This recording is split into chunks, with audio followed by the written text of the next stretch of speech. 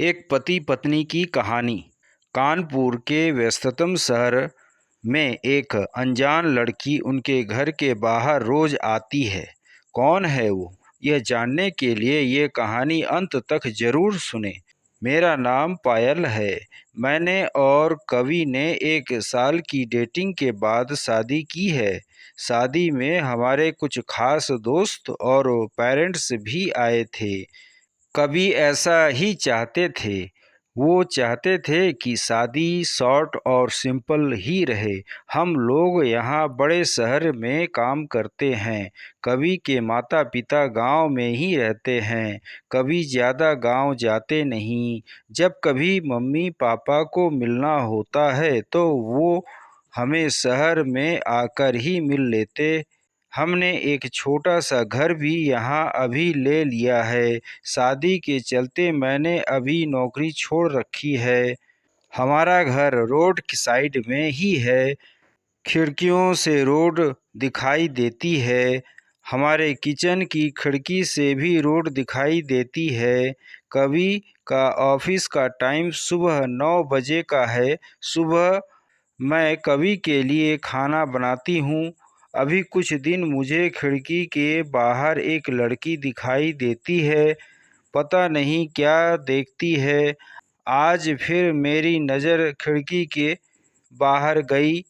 Road के दूसरी तरफ वही लड़की ज़्यादा उम्र की नहीं थी, 26 की होगी। हमारे घर की तरफ आज फिर से देख रही थी। पहले दिन मैंने सोचा कि कोई होगी, लेकिन वो तो 3-4 दिन से लगातार आती मुझे दिखाई दे रही है। मैंने मन में सोचा कि जाकर उससे बात करूं। शायद किसी और का घर समझकर हमारे घर की ओर देखती रहती होगी। सुबह कभी सोए हुए थे, वो फिर वही दूर खड़ी दिखाई दी। इस बार मैं बाहर गई। मुझे अपनी ओर आता देख वह और घबरा गई। मैंने उसे पूछा, क्यों, आपको क्या परेशानी है? आप किसे ढूंढ रही हैं? वो घबराई हुई बोली, कभी यहीं रहता है? मैंने बोला, हाँ। आप कैसे जानती हैं? वो इतना सुनकर घबराकर चली गई। मैंने पीछे से उसे आवाज़ दी पर उसने सुना नहीं।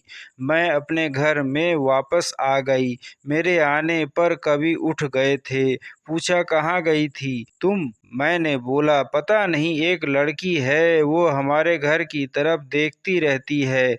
मैंने जब जाकर उससे पूछा तो तुम्हारा नाम भी जानती है। तुम किसी गोरी सी सुंदर लड़की को जानते हो? कवि ने यह सुनकर भड़क गए। बोले, पागल हो क्या? कोई कुछ भी बोलेगा और तुम मान लोगी क्या? लेकिन यह सुनने के बाद कवि के चेहरे का रंग जरूर उड़ गया था। मेरे भी दिमाग में कुछ कुछ चलने लगा। कवि जब शाम को आए तब मैंने इस विषय में कोई बात नहीं की। अगले दिन मैं सुबह उठी तो कवि पहले से उठ गए थे। मैं किचन में गई तो किचन की खिड़की लगी हुई थी और बड़ी मुश्किल से खोलने पर खुलती थी। मैं कोशिश कर रही थी लेकिन ऊपर वाली कुंडी मुझसे नहीं खुली। मैं हमेशा नीचे की कुंडी से खिड़की लगाती थी, लेकिन आज खिड़की के ऊपर वाली कुंडी भी लगी हुई थी। मैंने कैसे भी कुंडी खोली तो मैं देख कर हैरान रह गई। कभी उस लड़की से वहां जाकर बात कर रहे थे। वो उस पर चिल्ला रहे थे, गुस्सा हो रहे थे। लड़की रो रही थी और कवि ने उसे उंगली दिखाकर जाने को कहा। यह सब देखकर मैंने खिड़की बंद कर दी ताकि कवि को लगे नहीं कि मैंने उसे यह करते देखा है।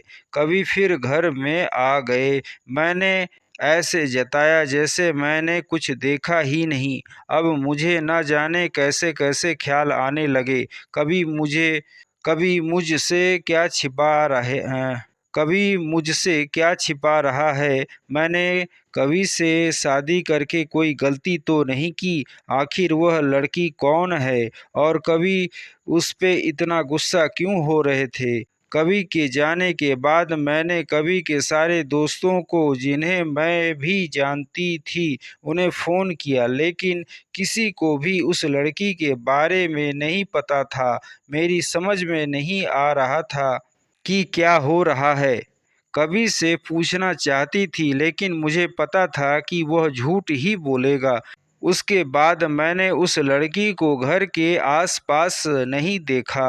यह सब सोचते-सोचते मेरी तबीयत बिगड़ने लगी। कभी मुझे बोलता था कि क्या हुआ, अपना ख्याल रखो, डॉक्टर के पास जाओ, लेकिन अब मुझे उसकी बातें बिल्कुल अच्छी नहीं लग रही थी। एक दिन जब मेरी हालत ज़्यादा खराब हुई तो मैं ऑटो लेकर पास के बड़े अस्पताल में गई। डॉक्टर से अपनी दवाई लेने के बाद मैं अस्पताल के पार्क में बैठी थी। अस्पताल में मुझे वो लड़की फिर दिखाई दी। उसे देखते उसे देखती ही उसे देखते ही जैसे मेरी बीमारी पता नहीं कहाँ भाग गई। मैं उसके पास तेज़ी से चलकर गई और उसका हाथ पकड़ लिया। उसे बोला, तूने मेरी ज़िंदगी में उथल-पुथल मचा दिया। बोल, उस दिन क्या बोल रही थी? कवि से तेरा क्या रिश्ता है?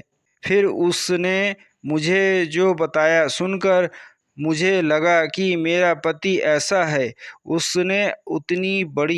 उसने इतनी बड़ी बात मुझसे छिपाई। शाम को कवि जब आए तब उस लड़की को अपने घर देखकर चौंक गए। मैं भी उसके पास ही बैठी थी। कवि उसकी तरफ देखकर अच्छा, तो तूने इसे सब बता दिया? मना किया था दूर रहने को मेरी फैमिली से। मैंने बोला, कभी शर्म करो, तुम इतने कठोर कैसे हो सकते हो? अपनी सगी बहन की मदद नहीं कर रहे हो।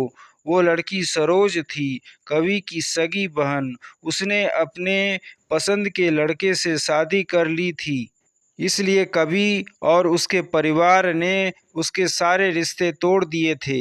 कवि ने कहा कि मेरी कोई बहन नहीं है। मैंने कहा, उसका पति अस्पताल में है, उसे रुपयों की ज़रूरत है।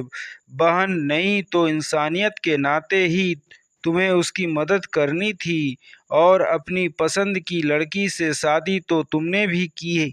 फिर जो नियम उसके लिए है, तुम्हारे लिए क्यों नहीं है? मुझे पता होता तुम ऐसी सोच वाले हो तो मैं तुमसे कभी शादी नहीं करती। जिसको बहन के आंसू नहीं पिघला सके, उस आदमी के सीने में दिल नहीं हो सकता। इतना कहकर मैंने अंदर से अपने सारे गहने लिए और सरोज के साथ जाने लगी। हमें जाते देख कवि फूट फूट कर रोने लगा। सरोज भी उन्हें देख रोने लगी। रोते हुए कवि बोले, हमने इसे बहुत प्यार दिया। पापा ने, मम्मी ने, मैंने रानी बनाकर रखा इसे, और यह ऐसे ही एक दिन बिना बताए घर से चली गई। हमारा प्यार तूने नहीं देखा, इसलिए इसके लिए मैं रात भर रोया कि कहाँ होगी, कैसी होगी मेरी बहन। तब इसे भाई और पापा की याद नहीं आई। अरे मुझसे कहती, तुझे क्या करना है, ऐसे ही चली गई थी ना, अब क्यों आई है?